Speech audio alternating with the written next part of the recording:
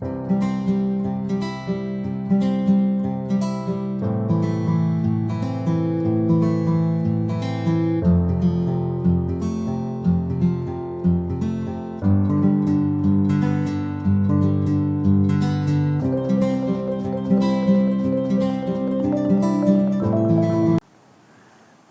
Disorders ये आजकल बहुत ही कॉमनली हम लोग देखते हैं ओपीडी में।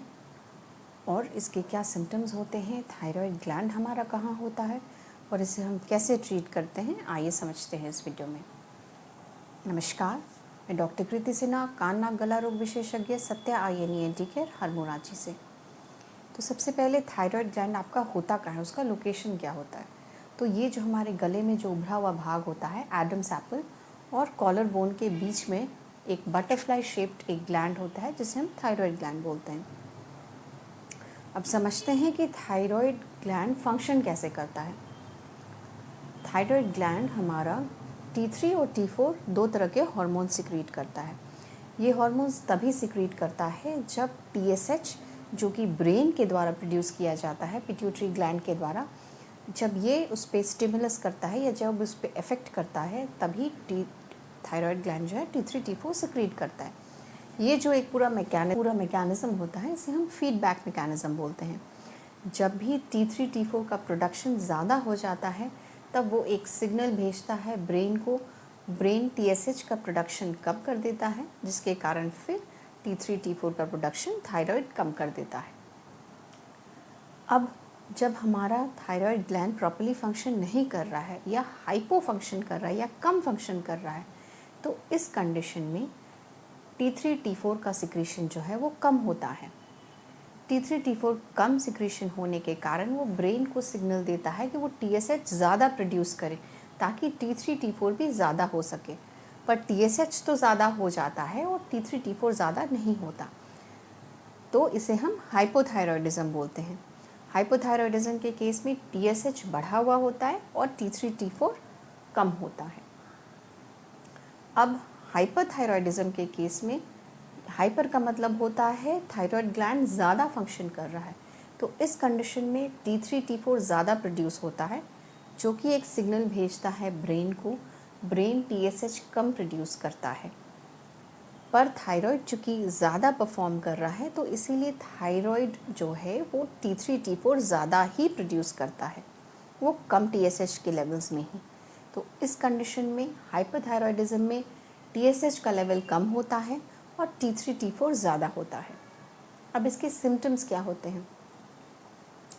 तो हाइपोथायरॉयडिज्म ज़्यादातर देखा जाता है हमारे पॉपुलेशन में। हाइपोथायरॉयडिज्म के केस में पेशेंट्स लेथार्जी कंप्लेन करता है, उसे वीकनेस लगता है, उसे जॉइंट पेन होता है, पेशेंट का पल्स लो होता है, पेशेंट का BP भी लो होता है, पेशेंट वेट गेन बहुत ज़्यादा करता है, क्योंकि पेशेंट का जो थायराइड का जो रोल होता है हमारे बॉडी के मेटाबॉलिज्म में होता है। मेटाबॉलिज्म का मतलब होता है कि जो खाना हम खाते हैं वो उसको तोड़कर जो एनर्जी जनरेट की जाती है बॉडी के द्वारा, वो एनर्जी, वो मेटाबॉलिज्म, ये जो पूरा प्रोसेस है ये स्लो हो जाता है, जिसके कारण बॉडी वेट गेन करने लगता है। पेशेंट को इरेगुलर मेंसेस होते हैं अगर पेशेंट फीमेल है तो, या पेशेंट को इनफर्टिलिटी इश्यूज भी रहते हैं। हाइपरथायरॉयडिज्म के केस में भी पेशेंट हमेशा कंप्लेन करता है कि वो वेट लूज़ कर रहा है, पेशेंट को रात में नींद नहीं आती है, उसे एंग्जाइटी लगता है, पेशेंट हीट इंटॉलरेंस कंप्लेन करता है या उसे गर्मी ज़्यादा लगती है। पेशेंट को इस कंडीशन में भी इरेगुलर मेंसेस रहता है। पेशेंट के गले में बहुत बार सूजन आ जाता है, जिसे हम गॉइटर बोलते हैं। पेशेंट्स का आँख भी कभी कभार बहुत ज़्यादा निकला हुआ या उभरा हुआ जैसा दिखता है। तो ये सब कुछ सिम्टम्स होते हैं हाइपरथायरॉयडिज्म के। अब इसे हम ट्रीट कैसे करते हैं। तो सबसे पहले अगर आपको कोई भी सिम्टम आ रहा है, जैसे सिम्टम्स मैंने बताए, तो उस कंडीशन में आप अपने एक डॉक्टर से मिलें। आपके डॉक्टर आपको हार्मोन टेस्ट करवाते हैं, जैसे कि T3 T4 TSH टेस्ट करवाया जाता है। ये टेस्ट हम यूजुअली खाली पेट में और सुबह के टाइम 8 से 9 बजे तक बोलते हैं, क्योंकि इस समय हार्मोन का लेवल जो है वो बिल्कुल एग्जैक्ट आता है। पेशेंट का हार्मोन जब रिपोर्ट आ जाता है तो उसके बाद ही ये देखा जाता है कि पेशेंट को हाइपोथायरॉयडिज्म है या हाइपरथायरॉयडिज्म है। हाइपोथायरॉयडिज्म के केस में अगर TSH लेवल 10 से ज़्यादा होता है तो हम पेशेंट को थायराइड का रिप्लेसमेंट देते हैं, जैसे कि लीवोथायरॉक्सिन। लीवोथायरॉक्सिन खाली पेट में दिया जाता है और ये पेशेंट को मेक श्योर करना होता है कि पेशेंट जब वो दवा ले ले तो उसके ऑलमोस्ट 45 मिनट्स तक पेशेंट कुछ और नहीं ले। हाइपरथायरॉयडिज्म के केस में भी हम पेशेंट चूँकि हाइपर थायराइड है तो हम पेशेंट्स को इसमें एंटी थायराइड टैबलेट्स देते हैं, जैसे कि न्यूमर्काज़ोल। पेशेंट्स को न्यूमर्काज़ोल दिया जाता है और फिर पेशेंट को फॉलोअप के लिए भी बुलाया जाता है। इन दोनों कंडीशंस में ही पेशेंट को रिव्यू के लिए बुलाया जाता है ताकि उनका डोज एडजस्ट किया जा सके। कुछ कंडीशंस ऐसे भी होते हैं जिसमें ग्लैंड में सूजन आ जाता है तो हमें थायराइड ग्लैंड का अल्ट्रासोनोग्राफी करवाना पड़ता है।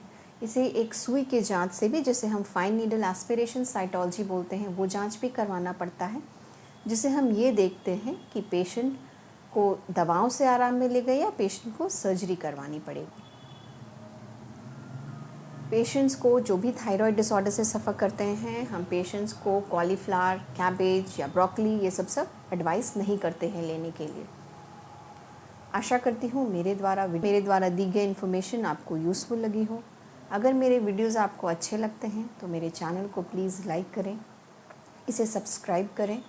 सत्या ENT केयर में अपॉइंटमेंट लेने के लिए स्क्रीन पे दिए गए नंबर से संपर्क करें। नमस्कार।